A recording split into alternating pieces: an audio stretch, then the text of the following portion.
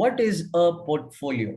Now, portfolio is very simple. A combination of all the instruments that we spoke about forms a portfolio, right? It could be a mixture of all the instruments that we spoke of, or it could be exposure to two to three instruments.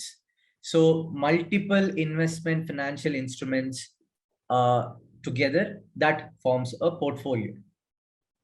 So this portfolio has exposure to all the instruments. It is not recommended again. I know people talk about diversification and having access to all the funds. There's a catch to it. We'll get on that later. Now, how to find the right balance when you design your portfolio, right? There are three simple rules that you need to keep in mind. One is your risk appetite. When I say risk appetite, everyone doesn't have the same risk appetite, right? Someone might be very aggressive when it comes to investing, and that person might have exposure 20-25% exposure to crypto. Why? Because he or she feels that crypto is the next big thing. That's why you're okay taking that extra risk, while others might be like, nay, I don't believe in cryptocurrency, nor can I make sense of it, so I will invest more into stocks because I can understand stocks. It's easier for me to analyze the companies, etc., etc. So risk appetite, based on that, pick your financial instruments. Investment horizon, very, very super duper important. How long can you stay invested in the financial instruments that you have chosen or picked? It becomes important because, as I told you, the risk reduces over time. So in the short term, stocks and mutual funds may tend to be more volatile and slightly higher risk compared to other instruments. But in the long term, if you stay invested every month through SIP or small case, your risk will come down. Why? Because you have got stocks when the market is high. You have also got stocks when the market is low, which means over time, you have a good average. You have the stocks at a good average. So based on your investment horizon, like Karan was saying, dude, I want to go study abroad. So for Karan, investing into stocks is not a great idea in his portfolio currently.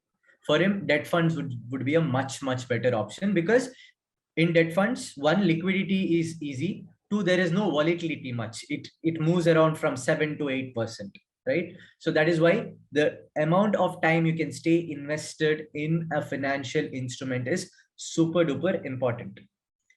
The third important factor is goals. We all have goals. I mean, some of us would want to go on a Europe trip after 3 years. Some of us want a fancy, we would want to buy a fancy car after 5 years. Some of us have an idea. For Karan, wanted to go study abroad, so he has to save up like 10-15 lakhs for that, or probably his parents are saving up. He wants to contribute to that fund so that he can reduce the burden. So based on goals, you have to pick your portfolio. You have to be very, very careful here. Again, the time factor comes in, because when I say you want to buy a car in 3 years, it is a short-term goal, which means investing into stocks to reach this goal can be a riskier bet. Why? What if the stock markets crash right or on the same year as you want to buy the car? You're doomed, right? Which is why you would have to opt for a slightly lesser volatile instrument. Let's say you have a goal which comes up after 7 years. Here you can choose something like a mutual fund or large cap stocks to reach this goal, because we have seen over time, by staying invested, your risk will come down and eventually you will make more money than a FT or a debt fund. So based on the type of goal you have, that is short-term, long-term goals, you have to pick the instruments. And once you have figured out your risks, investment horizon and goal, that's how you design your portfolio based on these factors. Why I say time? See, that is exactly where I was coming into. I've given 3 examples of portfolios. So maybe when I explain this, I'll add the risk factor to it. First is a 25-year-old conservative investor. Conservative, matlab utna risk nahi lena hai. 25-year-old, young, conservative. How would the portfolio allocation be like? It would be like 10% FD, 20% debt. So 30% into instruments that are more or less very, very less volatile. 20% gold, again, safe haven. So 50% of the portfolio has gone towards safer financial instruments with less volatility. Whereas 50%, other 50 has gone towards equity or stocks. Again, in that 50, 30 has gone to mutual fund. Why? Because that is slightly riskier than directly investing into stocks. Then there is this other investor who's aggressive, same age, but aggressive. How do the tables turn here? 70% is direct exposure to stocks, either through mutual funds or stocks. Then there is 20% to lesser volatile instruments and 10% to crypto. Why? Because aggressive, risk hai to ishq hai type CA investor. Then third is a 50-year-old wala ka portfolio. Now, when you're 50 years old, nor you have the psychological mindset to take the risk, nor does your age allow you to take that risk, because you need guaranteed returns here, right? You cannot go with the market, see how it goes, run the bull market or bear market. That you're not at that point in age. You need stability at that point, which is why the exposure is 100% into lesser volatile things. That is 40% FT, 40% gold and 20% debt fund. Again, 40 to bahut zyada hua, but some people keep like 50% debt funds, 30% gold and 20% FT. But the important point here is, based on your age, people tend to change their investment instruments, again because of one single factor. Can you tell me what is that important factor of any financial instrument as when compared to a younger person versus someone who's at 50 or 60 years old? I need some answers here. What do you think is that one important factor?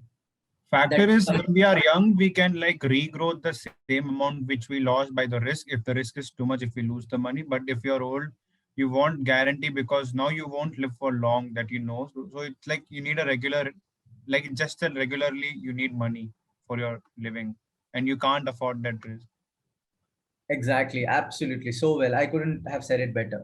When you're young, even though there is a short-term loss, you can recover that loss, right? How you can maybe make more money in the next few months, or you can stay invested. You don't have to sell it, because you know sooner or later markets will recover and you have that time to wait. When you're 50, you do not have that time to wait for the markets to come back to its original state, right? Let's say the markets have dipped by 30%. When you're in your 20s, so many things are happening around you. You can wait for another 3 to 4 years for the market to recover back and make you more profits, which is why time and volatility is the two factors to define your risk. So whoever asked that question, that's how you define your risk. The younger you start investing, more would your ability to take in the risk or take in the short-term falls in the market, right? So that is why this is something that I tell to everyone, whoever, because I come live on this app called Scenes by Avalon, wherein I take sessions on finance from 11 to 12 every day, or most probably once in 2 days. One thing I tell everyone is, do not wait for stability to kick in your life to get started with investing. I think I told this even before starting the session, because I'll tell you the funny thing about stability. Stability, first of all, is vague. Two, it is subjective. Stability for me can be when I hit my first job. Stability for this conservative investor that you see on the slide could be when he or when she gets her master's degree. Stability for this aggressive investor can be when he marries, and stability for the 50-year-old uncle could be when he hits 35 years old. You see what's happening? All the three personalities here are just pushing their wealth creation goals by 5, 8, 10 years. They could have started when? At the age of 18. I'll tell you why everyone here who has attended this session should and can get started at the age of 18 years, because it only takes you 500 rupees to get started with an equity mutual fund SIP. 500 rupees every month. Now you guys go back to your apps that you have on your phone, make a list of the apps that you spend the most time on, barring the social media apps. I'm talking about your Zomato, Swiggy, Book My Show, ye wo sab. I'm pretty sure you'll figure out a way to save 500 bucks every month. And that can be an activity for you today, for someone who's not started their journey yet when it comes to saving up. Because I see this a lot. I see this, hey dude, I don't think I should start investing until I make 20,000-30,000 a month. But that might take 7 years from now. That might take you get your first job, and who knows when will you get your first job, right? So make it a practice, make investment of a practice. It is more about the mindset of you getting started and less about the money, because you will figure out a way to make 500 bucks, right?